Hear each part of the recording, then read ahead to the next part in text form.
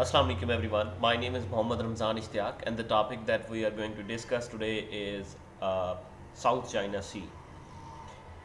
सबसे पहले तो मैं इस बात पे जो है इस चीज़ से ये टॉपिक स्टार्ट करूँगा कि why we are studying this topic और साउथ चाइना सी की इम्पोर्टेंस ही वो चीज़ है जिसकी वजह से it demands to be studied. The first is कि ये वो वाहिद जगह है दुनिया की जहाँ से $5 ट्रिलियन की ट्रेड होती है एनुअल।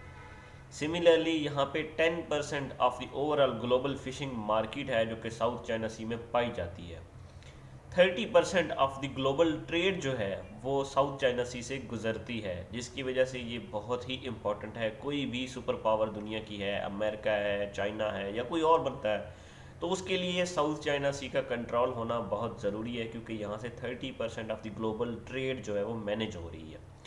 सिमिलरली यहाँ पे ह्यूज जो है वो reserves of oil and gas है। कहा जाता है कि it has around 11 million barrel जो रिजर्व्स ऑफ ऑयल, तो इस वजह से ये बहुत इम्पॉर्टेंट है। सिमिलरली इसमें आइलैंड्स हैं और आइलैंड्स की जो है वो जिसके पास वो कंट्रोल होगा वो एरिया जो उसकी जो टेरिटोरियल बाउंड्रीज़ के साथ साथ जो भी ओशन के अंदर जो बाउंड्रीज़ होती हैं वो भी उसके कंट्रोल में होंगी और उसको बेनिफिट होगा, पर हैंड होगा। जो यहाँ पे इम्पॉर्टेंट आइलैंड्स हैं वो पैरासेल्स और स्पार्टले आइलैंड्स हैं, हमने बहुत बार सुना भी होगा आप लोगों ने। तो उसके ऊपर भी बड़ा इशू है कि कौन किसको किसको का जो है वो कौन सा वो आइलैंड रख सकता है। If you talk about that what are the parties to this conflict, तो सबसे पहले जो है वो चाइना आता है। चाइना का जो क्लेम है इसके ऊपर, उसको कहा जाता है, उस क्लेम के जो पॉलिसी का नाम है 9 डैश। साउथ चाइना सी का वो कंप्लीट कहता है कि साउथ चाइना सी जैसे यू शेप में है, वो 9 डैशेस के उसको कवर करता है। वो कहता है कि this is completely owned by China based on the historical जो बेसिस है। वो कहता है कि historically since it is South China Sea so it is related to China, so it belongs to China. ठीक है, तो ये चाइना की पॉलिसी और वो उसके कहता है कि फुल क्लेम है चाइना के ऊपर और इसके अंदर जो भी एक्टिविटीज़ होंगी वो चाइना ही कंट्रोल करेगा और चाइना की ही रूल्स एंड रेगुलेशन वहाँ पे अप्लाई होंगे। अगर दूसरी पार्टीज़ की बात करें तो जो मेजर कंटेंडर है वो यूएस है। यूएस का एज सच क्लेम नहीं है उसके ऊपर कि ऑनरशिप का, वो ये नहीं कहता कि साउथ चाइना सी का ये वाला पार्ट मेरा है या कंप्लीट मेरा है। वो कहता है कि we are here to make sure the freedom of navigation. ठीक है, वो बड़ा एक लीगल किस्म का पॉइंट ऑफ व्यू लेते हैं कि since we are the super power, तो हमारा ये हक है कि कहीं पे अगर फ्रीडम ऑफ नेविगेशन जो है वो सही नहीं हो रही तो हम उसको जाके वो सेट करें और वहाँ पे फ्रीडम ऑफ नेविगेशन को मेक श्योर करें। अदर पार्टीज़ जो हैं वो छोटे छोटे कंट्रीज़ हैं, फ़िलिपाइन है, ताइवान है, वियतनाम है, मलेशिया है, बर्नोई है।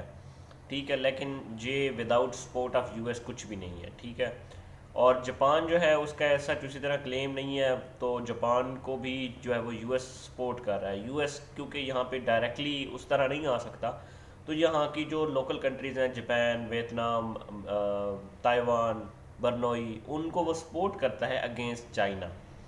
ठीक है, तो अगर हम बात करें अभी के पॉलिसीज़ की, जैसे मैंने बता दी कि यूएस चाइना की पॉलिसी तो कंसिस्टेंट है 9 डैश पॉलिसी, और वो कहते हैं कंसिस्टेंटली कि दिस इज़ आवर्स। ठीक है, तो इसी तरह वो आइलैंड भी, आर्टिफिशियल आइलैंड भी वहाँ पे क्रिएट कर रहे हैं। और जब ट्रम्प के इलेक्शन हो रहे थे 2016 में, तो सिंस अमेरिका बिज़ी था अपने ही इंटरनल पॉलिटिक्स में, तो चाइना ने बड़े रैपिडली वहाँ पे जो कंस्ट्रक्शन की हैं और वहाँ पे मिलिट्री एस्टेब्लिशमेंट भी वहाँ पे कर लिया है।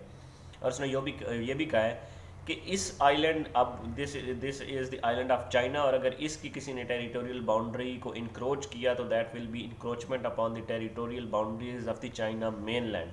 ठीक है, तो इस तरह उसने अपनी सॉवरेनिटी वहाँ पे एक्सटेंड की है। अगर हम यूएस की पॉलिसीज़ देखें तो अंडर प्रेसिडेंट बराक ओबामा थोड़ी सी डिफरेंट थी और अंडर डोनाल्ड ट्रंप चेंज हो गई, और अब जब जो बाइडन आ गया तो फिर तकरीबन जो है वो ओबामा वाली पॉलिसीज़ वापस आएंगी।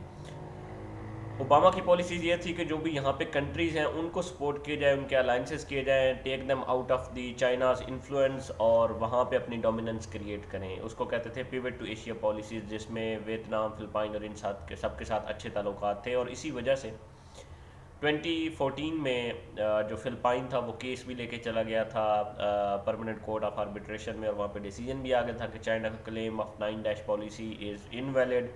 ہسٹوریکل گراؤنڈس پہ وہ اس کو کلیم نہیں کر سکتا. انٹرنیشنل جو لا آف سیز ہے اس کو ایکسیپٹ کرنا پڑے گا. تو جو چائنا تھا، چائنا نے کہا کہ پی سے جو اپنا پرماننٹ کورٹ آف آربیٹریشن کا جو بھی جو ڈیسیجن ہے that is not binding, but U S نے کہا دیٹ از بائنڈنگ. ٹرمپ کے اندر پالیسی تھوڑی سی چینج ہوئی. ٹرمپ نے ذرا ڈائریکٹ کنفلکٹ کی جو ہے وہ کام شروع کر لیے. اس نے جاپان کے اندر ویسے پہلے 52,000 کی ان کی آرمی ویسے موجود تھی، اس نے وہاں پہ ملٹری ہیلی کاپٹرز اور جو شپ ڈسٹرائر ہوتے ہیں سی میں وہ بھیج دیے، اور وہ kind of nuclear flashpoint بن گیا، کیونکہ وہاں پہ ڈائریکٹ یو ایس کی جو ہے فورسز اور چائنا کی فورسز وہاں پہ آپس میں ان کنفلکٹ آ سکتی ہیں. ٹھیک ہے، اب جو بائیڈن میں ہم دیکھتے ہیں کہ تھوڑی سی چیزیں ریورس بیک کریں گی اور پیوٹ ٹو ایشیا پالیسی میں دوبارہ نظر آتی اور واپس آتی ہوئی نظر آئے گی. سملرلی باقی جو کنٹریز ہیں ان کا سمپل وہی کلیم ہے.